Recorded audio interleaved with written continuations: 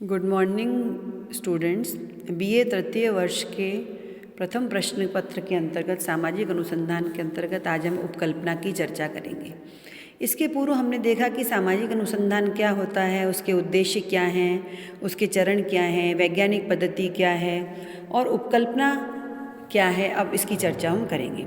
सामाजिक अनुसंधान में उपकल्पना की भूमिका बहुत महत्वपूर्ण मानी जाती है।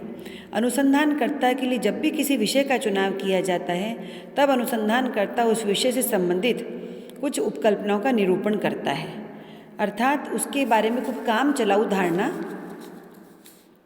को विकसित करता है।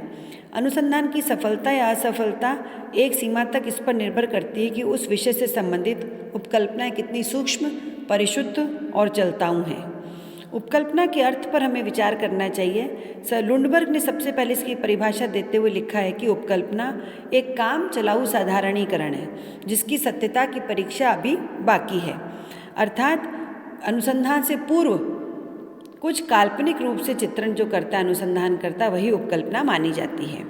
इसकी दो बातें स्पष्ट रूप से हमारे सामने हैं कि पहला, ये केवल मात्र काम चलाऊ होती है और दूसरा ये काम चलाऊ होती है। दूसरा, उपकल्पना तथ्यों द्वारा जांचे जाने पर सही भी हो सकती है और गलत भी हो सकती है, लेकिन इसका अनुसंधान के निष्कर्ष पर किसी प्रकार का प्रभाव नहीं पड़ता है।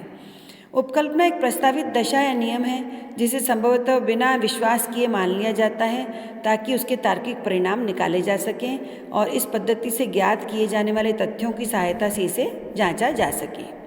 प्रत्येक अनुसंधान से पूर्व अनुसंधानकर्ता उस विषय के बारे में कुछ धारणाएं बनाता है। इन धारणाओं की जांच वह संकलित तथ्यों के माध्यम से करता है। इस जांच से ही पता चलता है कि विषय के बारे में बनाई गई धारणा ठीक है या नहीं है। एक प्रश्न उठना ये स्वाभाविक है कि यदि उपकल्पनाएं गलत हो सकती हैं तो ये उपकल्पना निरूपित ही क्यों की जाती हैं। इसके उत्तर में वैज्ञानिकों का कहना है कि सामाजिक अनुसंधान का उद्देश्य सत्य की खोज है। इसके लिए उपकल्पना उसके खोज के क्षेत्र को निश्चित करती है, अनुसंधानकर्ता को दिशा निर्देश देती है कि उसे किस प्रकार के तथ्यों के लिए संकलन किया जाना है और किस प्रकार के तथ्यों के संकलन से स्वयं को बचाना है। इसीलिए जहोदा ने कहा है कि उपकल्पना एक दिशा सूचक यंत्र है।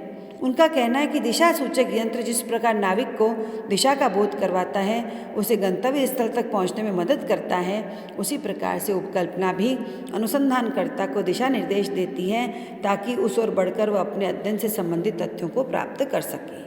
उपकल्पना के बारे में यह भी कहा जाता है कि उपकल्पना गलत भी प्रमाणित हो सकती है और सही भी प्रमाणित हो सकती है। अतः किसी भी अनुसंधान कार्य में उपकल्पना का निरूपण करने के लिए अनुसंधानकर्ता को कुछ निश्चित स्रोतों का उपयोग करना पड़ता है, अर्थात वह उपकल्पना कैसे बनाता है उसके लिए कुछ तत्व उत्तरदायी होते हैं। उपकल्पना की खोज विषय से संबंधित साहित्य, दर्शन, कविता और व्यक्तिगत अनुभव के माध्यम से भी की जा सकती है। गुडे व हैड ने इसके 4 आधार बताए हैं जो किसी भी उपकल्पना के स्रोत हो सकते हैं, जैसे पहला सामान्य संस्कृति, दूसरा वैज्ञानिक सिद्धांत, तीसरा सादृश्य और चौथा व्यक्तिगत अनुभव। अर्थात प्रत्येक अनुसंधानकर्ता जिस समुदाय में रहता है उसके बारे में उसे जानकारी होती है और वह उस सामान्य संस्कृति से संबंधित उपकल्पनाओं का निर्माण ही करता है। जैसे मान लीजिए भारत के अंतर्गत अनुसंधान किया जाना है तो परिवार, विवाह, हिंदू विवाह आदि को सम्मिलित किया जाएगा क्योंकि हमारी संस्कृति के आधारभूत तथ्य हैं। इसी प्रकार से अगर अमेरिकी समाज में अध्ययन किया जाए तो वहाँ पर कामकाजी महिलाओं का स्तर, स्वावलंबन आदि का अध्ययन किया जाता है, से संबंधित उपकल्पनाओं का निरूपण किया जाता है। वैज्ञानिक सिद्धांत के आधार पर भी जिस प्रकार वैज्ञानिक सिद्धांत बनाए जा सकते हैं उसी प्रकार से सामाजिक अनुसंधान के अंतर्गत भी उपलब्ध साहित्य का अध्ययन किया जाता है और उस साहित्य के आधार पर उपकल्पनाओं का निर्माण किया जाता है। सादृश्य का तात्पर्य है कि एक वैज्ञानिक एक विज्ञान की घटनाओं को दूसरे विज्ञान की घटनाओं के सदृश्य पाता है, तब वह उसकी जांच करके कोई नियम बना सकता है। जैसे सामाजिक परिस्थिति विज्ञान का विकास वनस्पति या जंतु परिस्थिति विज्ञान के क्षेत्र में स्थापित सिद्धांत के आधार पर हुआ है। इसी प्रकार यह अवलोकन कि मानव समूहों के व्यवहार गुरुत्वाकर्षण या विद्युत क्षेत्रों में पाए जाने वाले प्रतिमानों के समान प्रतिमान दिखाते हैं तो सामाजिक भौतिक शास्त्र का आधार बना।